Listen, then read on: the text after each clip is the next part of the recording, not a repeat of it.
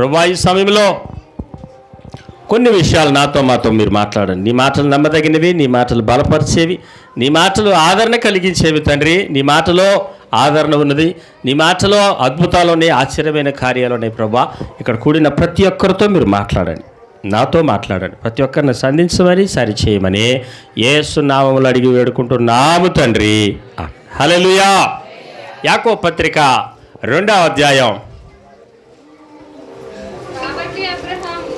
Reference ఎంతమ్మా? Okay చదవండి. 2:23. కాబట్టి అబ్రహాము దేవుని నమ్మెను, అది అతనికి నీతిగా ఎంచబడెను అను లేఖనము నెరవేర్చబడెను, మరియు దేవునికి స్నేహితుడని అతనికి పేరు పెట్టబడెను. హల్లెలూయా. అబ్రహాము కట దేవునికి స్నేహితుడట, దేవునితో స్నేహం చేసేవాడట అబ్రహాం. దేవునితో స్నేహం కలిగి జీవించడం. ప్రియా దేవుని బిడ్డలారా, మన ప్రభు ఆయన స్నేహానికి పిలుస్తున్నాడు. మట్టితో చేయబడిన మనలను మహిమ రూపులో ఉన్న ప్రభు అంటున్నాడు ఈ ఉదయకాల సమయంలో, నీతో నేను స్నేహం చేస్తానంటున్నాడు కదా.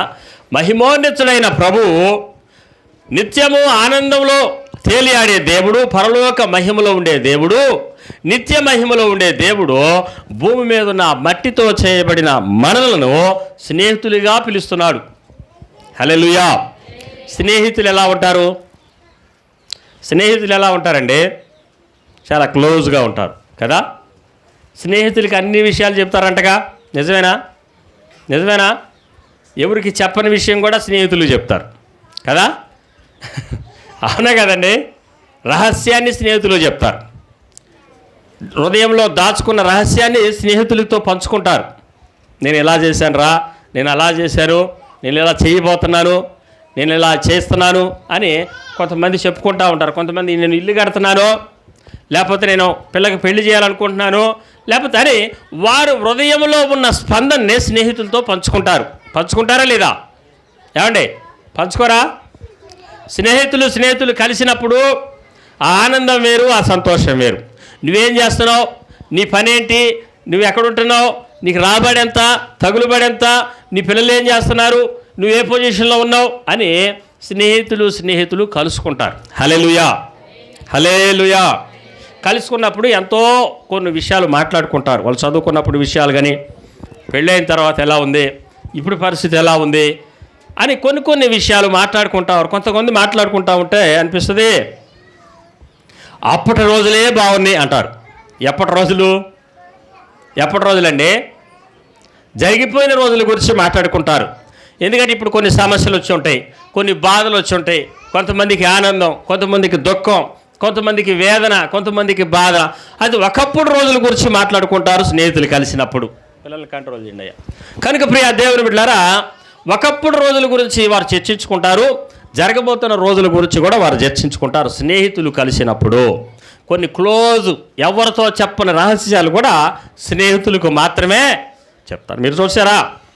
ఎవరైనా ఏదన్నా కేసు అయిందనుకో, వాడు దొరకలేదనుకో, వాళ్ళు స్నేహితులు ఎవర్రా అని అడుగుతారు పోలీసులు కదా. క్లోజ్ స్నేహితుడు ఎవడు అని అడుగుతారు. ఎవరో ఆయనతో కలిసి ఉంటారు, కలిసి తిరుగుతారు అని చెప్తాడు. వాళ్ళు వెళ్ళి పట్టుకొని అతను ఎక్కడున్నాడు, ఏం చేస్తున్నాడు నువ్వు అని అతని ద్వారా ఆ వేలో ఆరాధిస్తూ ఉంటారు. కనుక స్నేహితులకి కొన్ని విషయాలు చెప్తారు, రహస్యమైన విషయాలు చెప్తారు. రహస్యాన్ని ఏది కూడా దాచుకోరు స్నేహితుల దగ్గర, అన్నీ పంచుకుంటారా లేదా? ఇంట్లో తల్లిదండ్రులకు చెప్పనిది, ఇంట్లో అన్నదమ్ములకు చెప్పండి, ఇంట్లో అక్క చెల్లెళ్ళకి చెప్పని విషయాలు ఎవరికి చెప్తారు? ఎవరికి? స్నేహితుడికి చెప్తారు. ముఖ్యమైన స్నేహితుల్లో కొంతమంది ముఖ్యమైన స్నేహితులు ఉంటారు. అక్కడక్కడ కాసేపు కలిసి ఏదో టీ తాగి టిఫిన్ చేసి వెళ్ళిపోయే స్నేహితులు ఉంటారు కదా. ఎలా ఉంటుంది స్నేహం 3 రకాలు. ఏ స్నేహాలు? అక్కడక్కడ కలిసినప్పుడు బాగున్నావా రోడ్డు మీద పోతుంటే చేతులు ఎత్తుతారు, అయిపోద్ది ఆ స్నేహం, అక్కడితోనే అయిపోద్ది. ఇంకొక స్నేహం ఉంటుంది, వాళ్ళు కలిసినప్పుడు టీయో టిఫినో లేకపోతే యోగక్షేమాలు, వాళ్ళు బాగున్నారా, వీళ్ళు బాగున్నారా, వాళ్ళు ఎలా ఉన్నారు, వీళ్ళు ఎలా ఉన్నారు, ఇది ఒక స్నేహం. కొద్దిసేపు మాట్లాడుకుంటారు, ఇది ఒక స్నేహం. ఇంకొక స్నేహం ఉందే, అది ఇంటికి వచ్చే స్నేహం. హల్లెలూయా. హల్లెలూయా. ఈ స్నేహం ఏంటి? వీళ్ళింటికి వాళ్ళు వెళ్తారు, వాళ్ళింటికి వీళ్ళు వస్తుంటారు, వీళ్ళింట్లో వాళ్ళు తింటారు, వాళ్ళింట్లో వీళ్ళు తింటారు. ఇదొక స్నేహం కదా. ఎన్ని రకాల స్నేహం? 3 రకాల స్నేహాలు ఉన్నాయి భూమి మీద. ఏ స్నేహాలు? రోడ్డు మీద కలిసినప్పుడు, సెంటర్లో కలిసినప్పుడు, బాగున్నారా, బాగున్నావా, హాయ్, ఎలా ఉన్నావు, ఎక్కడికి వెళ్తున్నావు, ఇది ఒక స్నేహం. అంతేనా?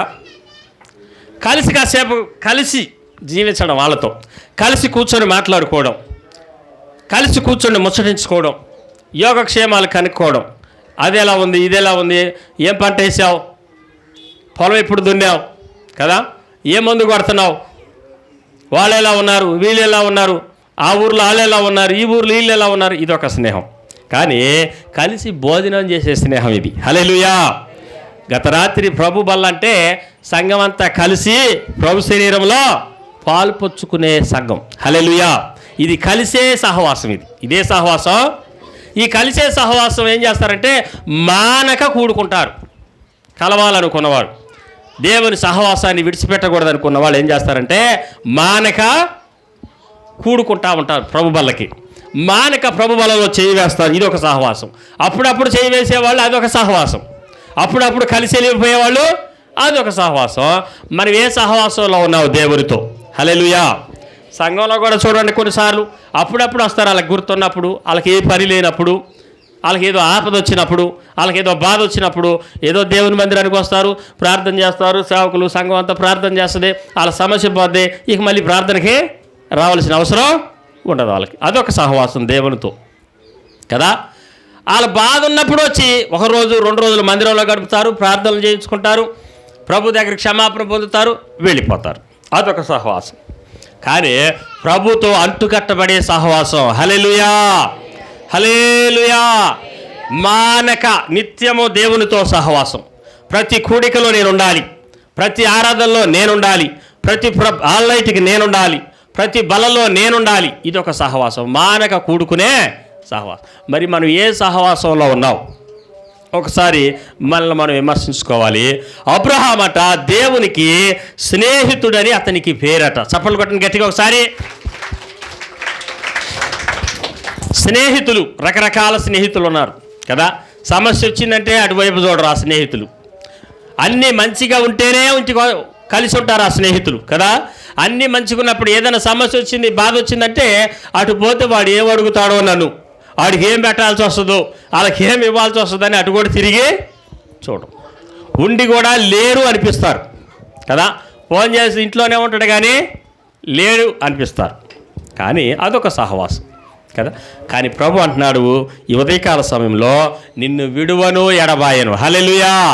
నిన్ను విడువక ప్రేమించే సహవాసం ఇది. ఇదే సహవాసం. ఈ సంఘ సహవాసం ఎలాంటి సహవాసం?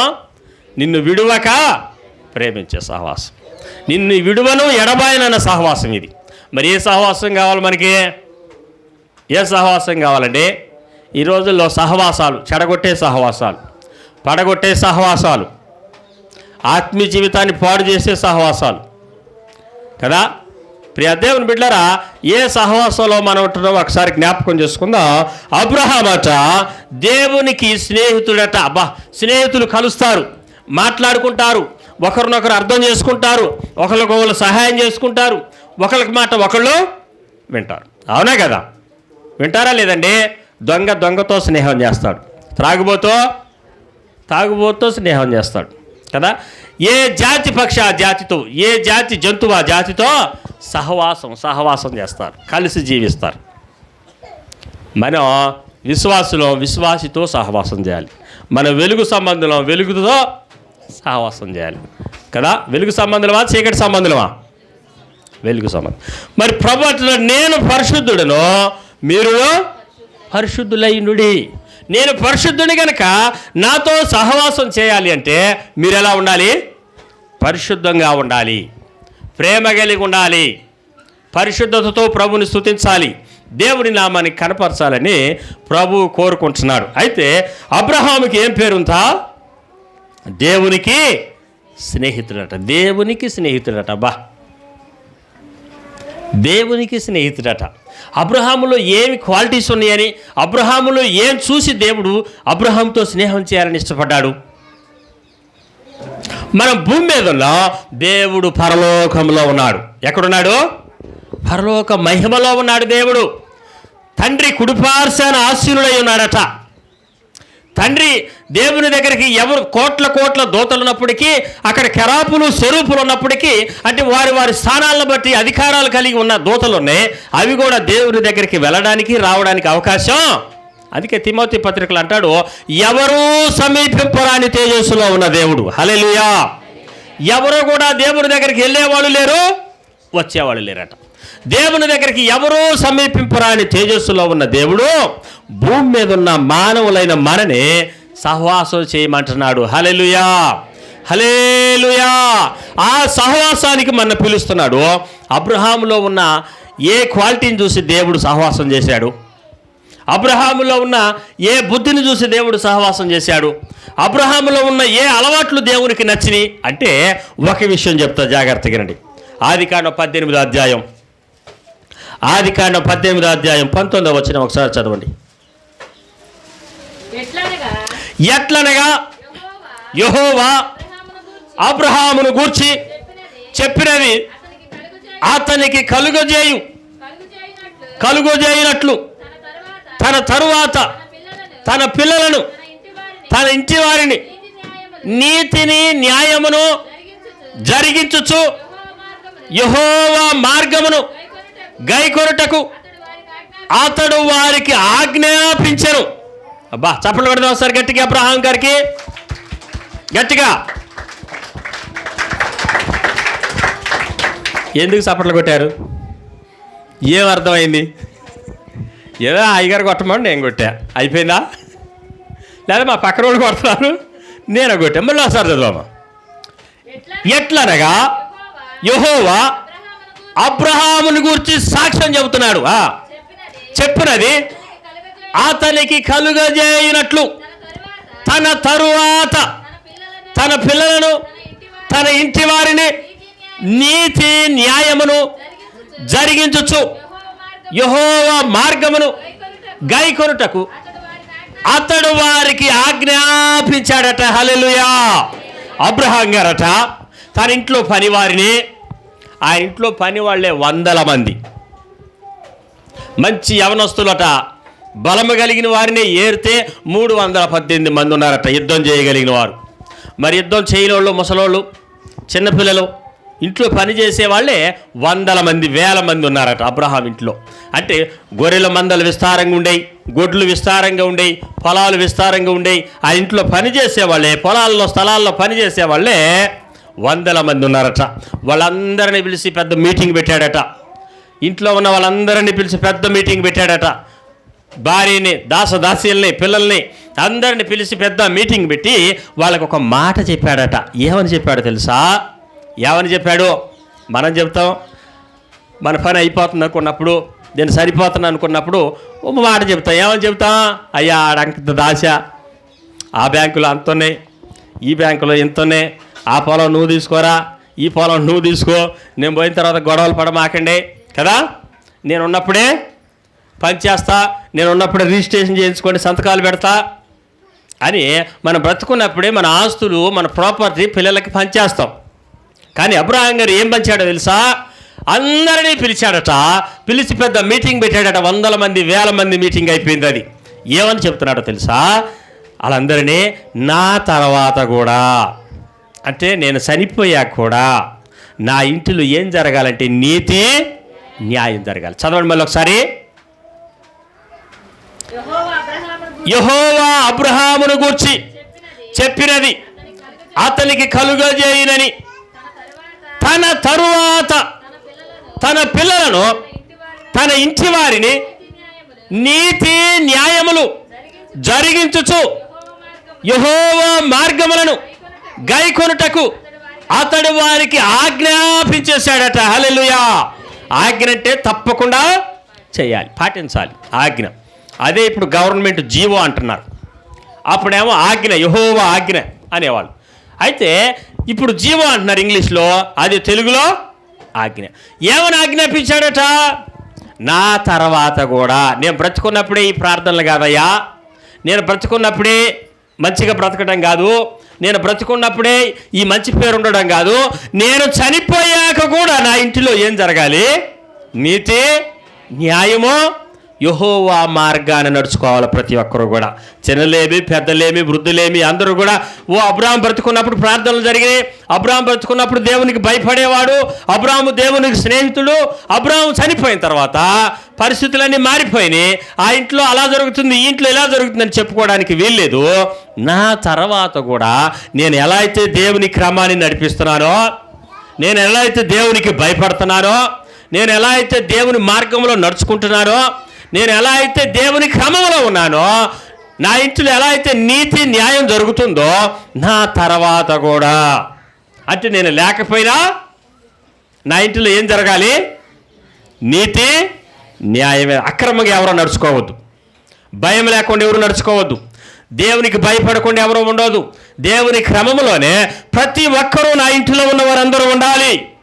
తన పిల్లలకి, తన ఇంటి వారికి, దాసీలకి, తన ఇంట్లో పనిచేసి అందరిని పిలిచి మీటింగ్ పెట్టి చెప్పాడట, నా తర్వాత కూడా నా ఇంటిలో నీతి న్యాయం ఉండాలి. నా తర్వాత మీ ఇష్టానుసారంగా జీవించడానికి వీల్లేదు. మీరు కూడా నీతిగా బ్రతకాలి, నా పేరు నిలబెట్టాలి. ఫలానా వాళ్ళు ఉన్నప్పుడు కొంతమంది ఇళ్ళకి వెళ్తాను వాళ్ళు, మా నాయనమ్మ బాగా ప్రార్థన చేసేదండి. మరి నీకేమైంది? మీకేమైందండి? మా నాన్నగారు వాళ్ళు చర్చికి వెళ్ళేవాళ్ళండి, మరి మీకేమైంది? వాళ్ళు ఉన్నప్పుడు బాగా ప్రార్థనలు మా ఇంట్లో పెట్టేవాళ్ళండి. పాస్టర్ గారు ఎప్పుడు మా ఇంటికి వచ్చేవాడు, మా ఇంట్లో గృహ కూడికలు జరిగాయి. ఇప్పుడు ఏమైంది? సీనియర్ అయిపోయారా? భక్తి పెరిగిపోయిందా? అప్పుడున్నప్పుడండి పాస్టర్ గారిని ఎప్పుడు వారం మా అమ్మ పిలిపించి ప్రార్థన చేసుకునేది. మా అమ్మ చనిపోయింది, ఆ పాస్టర్ గారు మా ఇంటికే పిలిస్తే ఎందుకు రాడు? నువ్వు పిలవట్లేదని అర్థం కదా, అవునే కదా. మా ఇంట్లో నెలకు ఒకసారి కృతజ్ఞత కూడికలు జరిగాయండి. దేవుడు చేసిన మేలుని బట్టి మా అమ్మ మా నాన్న ఉన్నప్పుడు ప్రార్థనలు పెట్టించుకునేవాళ్ళు, సంఘం అంతా వచ్చేవాళ్ళు, దేవుని సూచించేవాళ్ళు మా ఇంట్లో. మరి ఇప్పుడు అవి అయితే అబ్రాహాం గారు చెప్పేది అదే, నా తర్వాత కూడా, నేను చనిపోయాక కూడా, నా పేరు మాసిపోయాక కూడా పలానా అబ్రహాం కుటుంబం అంటే ఆ కుటుంబం నీతికి ఒక స్తంభముగా నిలబడాలి, యథార్థంగా ఒక స్తంభముగా నిలబడాలి, న్యాయంగా బ్రతకాలి. అన్యాయంగా ఎవరు బ్రతకొద్దు, నీతిగా బ్రతకండి, అక్రమంగా ఎవరు బ్రతకొద్దు, న్యాయముగా నీతిగా బ్రతకండి. అయితే యెహోవా మార్గాలను మాత్రం ఎవరో విడిచిపెట్టడానికి వీల్లేదని అబ్రహాం గారంట వాళ్ళకి ఆజ్ఞాపించాడట. అది దేవుడు చూశాడట, అది దేవుడికి ఎంతో నచ్చిందంట. ఆ మాట చప్పట్లు కొట్టండి ఇప్పుడు గట్టిగా. ఇప్పుడు అర్థమైందా?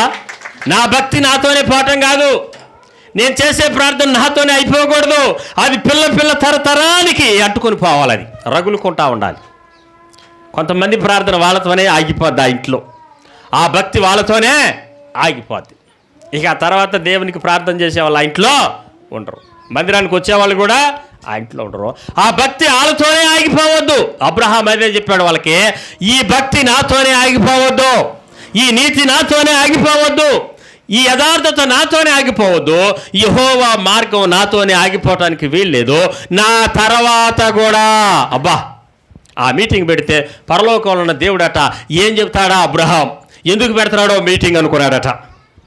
ఆస్తులు పంచుతాడేమో, వాళ్ళే నా టైం దగ్గరికి వస్తుంది, మీరు జాగ్రత్త, ఈ ఆస్తి నువ్వు తీసుకో, ఆ గొర్రెల మందలు నువ్వు తీసుకో, ఈ దొడ్లు నువ్వు తీసుకో, ఇల్లు నువ్వు తీసుకోరా అని చెప్పి వాళ్ళ దాసీలకు పంచేస్తాడేమో, వాళ్ళ పిల్లలకు పంచుతాడేమో, వాళ్ళకి ఏమైనా మంచి మాటలు చెప్పి మంచిగా బ్రతకండి అని చెప్తాడేమో అని దేవుడు చూశాడట. కానీ దేవుడు చెవులన్నీ ఆ మీటింగ్ పెట్టి వైపే తిప్పి చూశాడట, ఏం చెప్తాడు అబ్రహాం అని. అయితే అబ్రహాం ఏం చెప్పాలనుకున్నాడంటే ఇదే చెప్పాలనుకున్నాడు. అప్పుడు దేవుడట హృదయంలో ఎంతో ఆనందించాడట. అబ్బా, అబ్రహాము ఆయన తర్వాత తరాలకి పునాది వేస్తున్నాడు, ఆయన తర్వాత తరానికి మనవాళ్ళు మనవరాళ్ళకి పునాది ఇప్పుడే వేస్తున్నాడు. ఇప్పుడు మనవాళ్ళు ఏమంటారంటే, అమ్మ అబ్బాయి పాదరగాడంటే ఎన్నిసార్లు చెప్పినా రాడండి, ఆయన అంతేనండి, అంతేనండి అంటారు. అంటున్నావా లేదండి? మనం ఉన్నప్పుడే మన తరానికి పునాది. నీ భక్తి నీతోనే పోకూడదు, నీ తర్వాత వచ్చేవారికి కూడా పునాదిగా మిగిలిపోవాలి. హల్లెలూయా, హల్లెలూయా. పునాది గట్టిగా ఉంటేనే పైన ఎంత గట్టినా స్టాండర్డ్గా ఉంటుంది. పునాది సరిలేకపోతే, అందుకే యేసు ప్రభు వారు ఒక ఉపమానం చెప్పాడు. ఒకడట ఇసుకలో ఇల్లు కట్టాడట, ఇంకొకడో బండ మీద ఇల్లు కట్టాడట కదా. ఏమైపోయింది? వానలు వచ్చినో వరదలు వచ్చినో ఇసుక మీద కట్టిన వాని ఇల్లట రంగులు పింగులు బాగా వేసి రిబ్బన్ కటింగ్ చేశాడట. బండ మీద కట్టిన వాడిని కూడా బాగా రంగులు ఇంగులు బాగా వేసాడట, రిబ్బన్ కట్ చేశాడట. ఒకరోజు తుఫాను వచ్చిందట, గాలి వాన వచ్చిందట, వరద వచ్చిందట. ఏమైంది? ఇసుకలో కట్టిన ఇల్లు కూలిపోయిందట. హల్లెలూయా, హల్లెలూయా.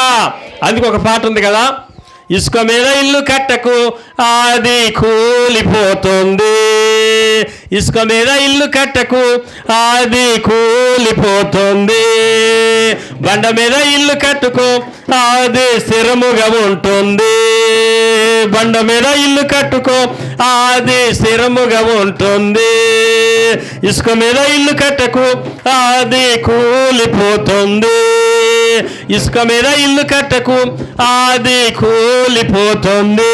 హల్లెలూయా. వరదలు వచ్చినాయి, ఆ ఇల్లు అంతటితో వెళ్ళిపోయిందట. తెల్లారి పాస్టర్ గారు, సరే నిన్న ఇక్కడ ఇల్లు ఉండాలిగా, నిన్నగా ప్రార్థన పెట్టి రిపేర్ కట్ చేసాం. అట్లనే కొంతమంది ఇసుక మీద పునాదులు వేస్తున్నారు. పిల్లల విషయంలో, పెద్దల విషయంలో. నీ తర్వాత కూడా నీ భక్తి నిలిచి ఉండాలి అంటే నువ్వు బ్రతికి ఉండగానే ఒక పునాదిని వేయాలి. హల్లెలూయా. ప్రార్థనకి వెళ్ళాలి, ఉదయాన్నే లేచి ప్రార్థన చేసుకోవాలి, అది ఒక పునాది. నీ పిల్లలు నీతిగా బ్రతకాలని నేర్పాలి, యథార్థంగా ఉండడానికి నేర్పాలి. నీ పిల్లలు దేవునికి భయపడడం నేర్పాలి, దేవునికి వాక్యంలో ఇలా ఉందని చెప్పాలి. నీకు చెప్పడం రాకపోతే మందిరానికి తీసుకురా, దైవ సేవకుల ద్వారా దేవుడు మాట్లాడతారు వారితో, వాళ్ళ హృదయం కదిలిపోతుంది. హల్లెలూయా. కుటుంబంగా దేవుని మందిరానికి వారిని నడిపించాలి. ఇది పునాది. హల్లెలూయా. ఈ పునాది గట్టిగా ఉంటేనే పైన ఎంత వేసినా. కనుక అబ్రహాము తన భక్తి తనతోనే ఆగిపోకుండా తరాలకు పంచుతున్నాడు, తరాలకు పునాదిని వేస్తున్నాడు. దేవునికి అది నచ్చిందట అబ్రహాం విషయంలో. అందుకే అబ్రహాముతో స్నేహం చేయాలని ఇష్టపడ్డాడట. చప్పలు కొడదా? ఇప్పుడు చప్పలు కొట్టండి గట్టిగా, గట్టిగా. అది దేవునికి నచ్చిందట. దేవుడు చూసి చాలా సంతోషపడ్డాడట. అబ్రహాము నేను చాలా దీవించాను, చాలా ఆశీర్వదించాను, గొప్పగా హెచ్చించాను, ఈ ఆస్తులన్నీ వాళ్ళకి పంచుతాడేమో అనుకున్నా, కానీ వాళ్ళందరిని పిలిచి మంచి బిర్యానీ వండించి ఏం చెప్పాడట? నా తర్వాత కూడా, జాగ్రత్తగానండి, ఒక మాట సీరియస్గా చెప్తున్నా, నా తర్వాత కూడా నా ఇంటిలో ఏం జరగాలి? నీతి, న్యాయము, యెహోవా మార్గాలతో నడవాలి. దేవుని భయభక్తులు కలిగి నడవండి. నా తర్వాత కూడా నా పేరును చెడగొట్టమాకండి. నేను ఏదైతే పాటిస్తున్నానో, నేను ఏదైతే ఇక్కడ జీవిస్తున్నానో, నా జీవితాన్ని మీరు చూస్తున్నారు కనుక నా తర్వాత కూడా నా ఇంటిలో ఇదే జరగాలి, జరగాలి, జరగాలి. కృతజ్ఞత అర్పణలో జరగాలి దేవునికి, కృతజ్ఞత కోడికలు జరగాలి దేవునికి. నా ఇంటిలో దేవుని స్తుతించాలి, సంఘముగా రావాలి, సంఘముగా దేవుని ఆరాధించాలి, సంఘముగా దేవుని నామాన్ని కనపరచాలి. కొంతమంది సంవత్సరానికి ఒకసారి మనం ప్రార్థనలు పెట్టేది, అప్పుడు కూడా తప్పించుకుంటారు, వదిలే తర్వాత. ఇప్పుడు సంవత్సరానికి ఒకసారి సంఘం సేవకుడు నీ ఇంటికి వస్తే దాటేస్తారు కదా. ఈ మధ్యలో పెట్టుకునేది అసలే ఉండదు అనుకో. ఈ మధ్యలో అయ్యా ప్రార్థన, మన ఇళ్ళల్లో ప్రార్థన పెట్టాలంటే ఎప్పుడు ఎవరన్నా చావాలా, చచ్చిపోతేనే ఆ ముందు రోజు ప్రార్థన పెట్టాలా, కార్యక్రమం ముందు రోజు కదా. ఇక తప్పదు. ఈ పెళ్లి రోజులు, పుట్టినరోజులు ఇవన్నీ ఎప్పుడో మర్చిపోయాం మనం కదా. దేవుడు చేసిన మేలులను బట్టి దేవుని కృతజ్ఞతలు చెల్లించడం అది ఎప్పుడో మర్చిపోయాం. అవునే కదండి. మన ఇళ్ళల్లో ప్రార్థన పెట్టాలి అంటే అది ఎన్ని సంవత్సరాలైనా. అందుకే దేవుడు ప్రేరేపించి లెంట్ డేస్లో ప్రతి ఇంటికి ప్రార్థన పెట్టాలని. ఇక ఆ ప్రార్థన కూడా కొంతమంది అడ్డం పెట్టేవాళ్ళు ఉన్నారు. ఇప్పుడు కాదులే అయ్యగారు, ఎప్పుడు మరి తర్వాత ఇంకా 4 రోజులు అమ్మాయి ఎప్పుడు, ఇప్పుడు కాదులే అయ్యగారు తర్వాత కదా. వాయిదాలు వాయిదాలు వాయిదాలు వాయిదాలు. దేవుని కృతజ్ఞత, నీటిలో నుంచి దేవునికి నీతి. దేవుడు మేలు చేశాడు, దేవునికి కృతజ్ఞత. దేవుడు ఉపకారం చేశాడు, దేవునికి కృతజ్ఞత. దేవుడు నీ జీవితంలో మేలును, నీ కుటుంబంలో మేలులు చేశాడు, అపాయం నుంచి తప్పించాడు. దేవుడు నా జీవితాన్ని ఇలా కాపాడాడు, ఇలా దీవించాడని నీటిలో నుంచి సంగముగా కూడి దేవునికి స్తుతిస్తే దేవుని దగ్గర నుంచి దీవెన, మేలు, ఆశీర్వాదం ఆయన మీద దిగు వస్తుంది. హల్లెలూయా, హల్లెలూయా. అబ్రహాం గారు అదే అడిగాడు, నా ఇంటిలో నుంచి దేవునికి కృతజ్ఞతలు ఎప్పుడు వెళ్ళాలి? నేను లేకపోయినా కానీ, నేనున్నంత చెప్పే కాదు ఈ భక్తి, నేనున్నంత చెప్పే కాదు ఈ వేషధారణ, నేనున్నంత చెప్పి నేను ఊరుకోనని చెప్పేసి ప్రతి ఒక్కరు ప్రార్థన చేసుకుంటున్నారేమో. కాదు కాదు, నేను లేకపోయినా ఇదే క్రమం నా ఇంట్లో జరగాలి, ఇదే న్యాయం నా ఇంట్లో జరగాలి. ఎవరు అక్రమంగా ఎవరిది దోసుకోవడానికి ఇష్టపడమాకండి, ఎవరిది లాక్కోవడానికి ఇష్టపడమాకండి. నీతి న్యాయంగా బ్రతకండి, న్యాయంగా బ్రతకండి. న్యాయం, నలుగురు చూసింది ఇది న్యాయం అనేటట్టుగా ఉండండి కదా. నీతిగా బ్రతకండి. పలానా అబ్రహాము ఆయన దేవునితో నడిచాడు, ఆయన చనిపోయిన తర్వాత ఆ కుటుంబం పాడైపోయింది అన్న పేరు ఉండటానికి వీల్లేదు. రాబోతున్న తరాలకి, వారి పిల్లల తరాలకి అబ్రహాం గారు పునాదిని వేస్తున్నాడు. హల్లెలూయా, హల్లెలూయా. అది దేవునికి ఎంతో నచ్చిందట. అబ్రహామును బట్టి దేవుడు ఎంతో సంతోషపడ్డాడట. అబ్బా, అబ్రహాం తనతోనే ఆగిపోవట్లేదు ఈ భక్తి, రాబోతున్న తరాలకు పునాది వేస్తున్నాడు కాబట్టి అబ్రహాంతో నేను స్నేహం చేయాలని అనుకున్నాడట, అబ్రహాంతో నేను సహవాసం చేయాలని ఆలోచించాడట దేవుడు. అప్పుడు పరలోకంలో ఉన్న దేవుడు అబ్రహామును చూసి అబ్రహాముతో సహవాసం చేయడానికి దిగి వచ్చాడు. హల్లెలూయా చెప్పండి, హల్లెలూయా, హల్లెలూయా. అబ్రహాము ఇంటికే వచ్చేసాడట దేవుడు. అబ్రహాము ఆలోచనలు చూసిన దేవుడు, అబ్రహాము ఉద్దేశాలను చూసిన దేవుడు, అబ్రహాము ఆలోచన చూసిన దేవుడు అబ్రహాము ఇంటికే వచ్చేసాడట. ఇప్పుడు చదవండి 1వ అధ్యాయం 18వ అధ్యాయం 1వ వచనం.